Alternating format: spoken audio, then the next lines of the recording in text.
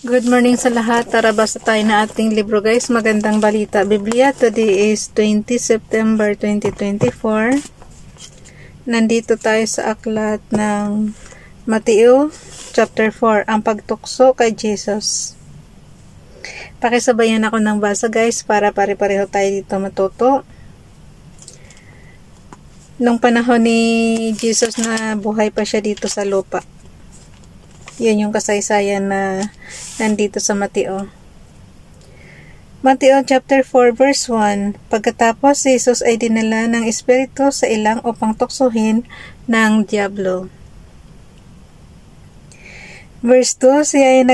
Siya nag-ayuno sa loob ng 40 araw at 40 gabi, kaya't siya ay nagutom. Verse 3. Dumating ang diablo at sinabi sa kanya, kung ikaw ang anak ng Diyos, gawin mo ngang tinapay ang mga batong ito. Verse 4. Ngunit sumagot si Jesus, nasusulat ang tao ay hindi lamang sa tinapay na bubuhay, kundi sa bawat salitang nagmumula sa bibig ng Diyos. Verse 5. Pagkatapos dinala siya ng diablo sa Jerusalem, ang banal na lungsod, at pinatayo na sa taluktok ng templo.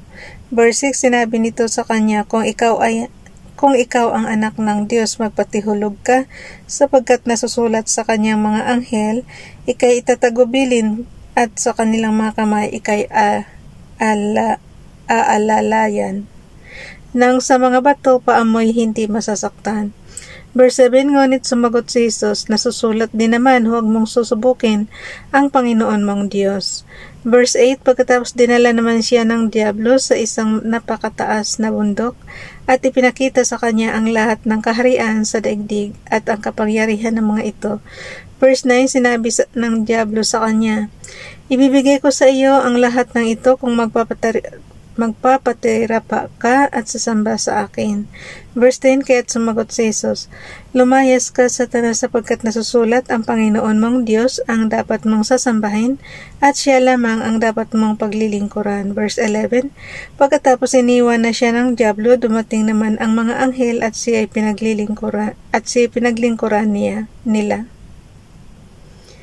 Guys, yung diablo ba tsaka mga anghel, magkasama kaya sila sa langit? Bakit nila na binibigyan ng trial si Jesus? Yung diablo ba? Paano niya nakakausap si Jesus? Magkasama kaya tong anghel tsaka diablo sa langit? Tingnan mo yung verse 11. Pagkatapos iniwan na siya ng diablo, dumating naman ang mga anghel at siya pinaglingkuran nila.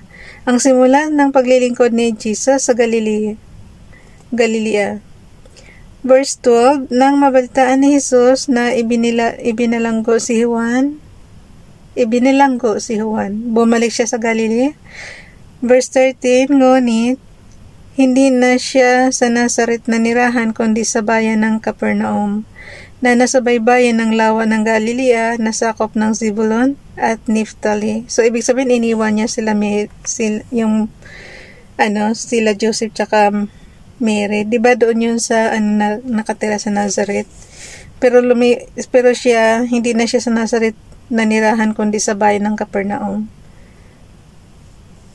Ulitin ko yung verse 13. Ngunit hindi na siya sa Nazareth na nirahan, kundi sa bayan ng Capernaum, na nasa baybayin ng lawa ng Galilea, na sakop ng Zebulon at Naphtali. Verse 14. Sa gayon natupad ang sinabi ni Propeta Isaias. Verse 15. Sa lupain ng Zebulon at lupain ng Naphtali, daan ng papunta sa lawa sa ibayo ng Jordan sa Galilea ng mga hintil. Verse 16. Ang mga taong nasa kadiliman ay nakakakita ng maningning na ilaw.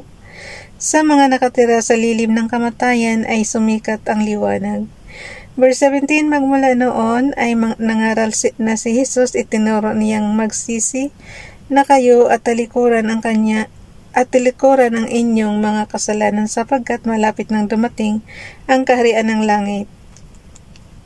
Guys, panahon pa to ni Jesus sinabi na niya na malapit nang dumating ang kaharian ng langit. So, nangyari na kaya yung ito.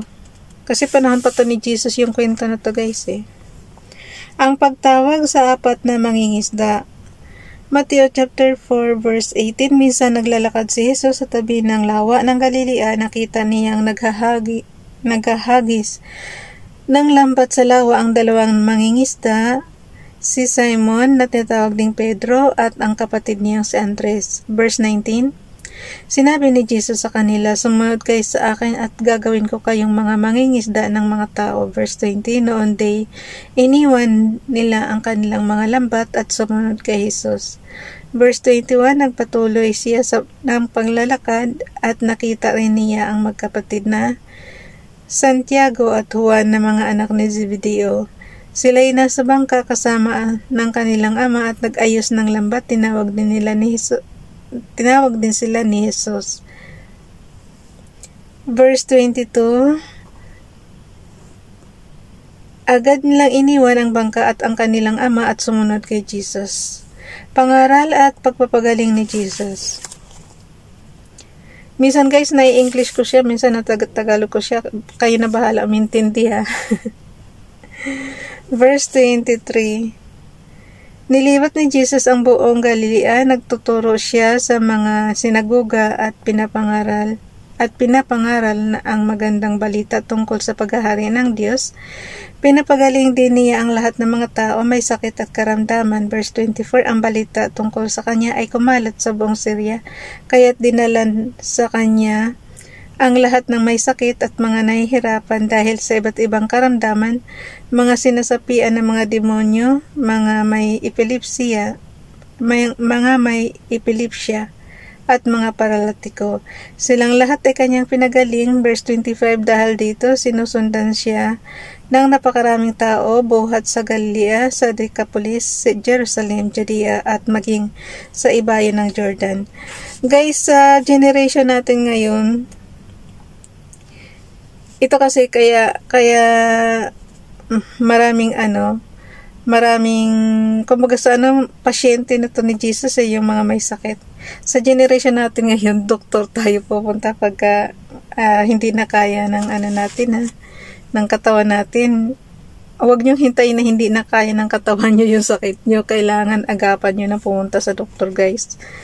Katulad ko, kita mo isang araw lang ng doktor yung allergy ko, samantalang mahigit isang linggo na tayo nagtitiis, so kinakamot natin. So, payo ko lang din sa mga sensitive skin, huwag kayong basta-basta magpahid ng kung ano-ano sa katawan nyo ha. Tapos ngayon kasi transition ng weather natin, di ba? Papunta na tayo sa winter, tapos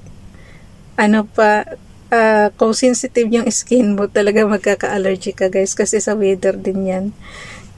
O kaya yung mga katulad natin, yung mga sensitive skin natin, huwag tayong yung mga masyadong mababango na nakaka-allergy yan. Kung alam nyo naman katawan nyo is na madali kayong ma-allergy, huwag kayong basta-basta magpahid sa katawan nyo ng mga lotion ha. Kung yung hindi porket mura anuhin nyo na, sunggaban nyo na kaagad, i-test nyo rin muna sa katawan nyo kung okay ba sa inyo. Pero tayo kasi sensitive skin tayo, kahit kita mo gumaling na yung konting mata ko, diba nangangati din yan dahil kinakamot natin yung kuko natin guys, rin yan,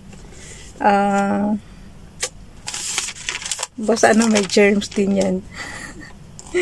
Hi Ralph, lagi ka na lang ganyan. Bukas itong chapter 5, napakahaba naman ito. Ang sermon na sa bundok. Bukas na ito guys, mukhang hindi ko kakayanin.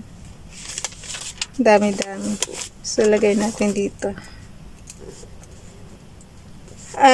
Ang tingnan mo, andyan pa yung bakas pero hindi na siya makati kasi binigyan na tayo ng lotion, binigyan na tayo ng cream, binigyan tayo ng gamot, so medyo okay na tayo ngayon. Isang araw pa lang yan guys, nagpa-doktor. Sabi ko sa inyo pagka huwag kayo magsi-self medication, kailangan pumunta kayo ng doktor. Isa pa naman kasi ni Jesus guys, buhay pa si Jesus, so napapagaling niya yung mga may sakit, yung mga paralatiko na napapalakad niya mga yan, yung mga epilepsya. Kung ba sa nung araw, si Jesus, doktor na rin. Kasi napapagalingan niya yung mga may sakit. So, sa panahon natin ngayon, yung mga legit na doktor, pumunta kayo para gumaling din kayo kaagad. So, for, ano tayo, 21 bukas, September.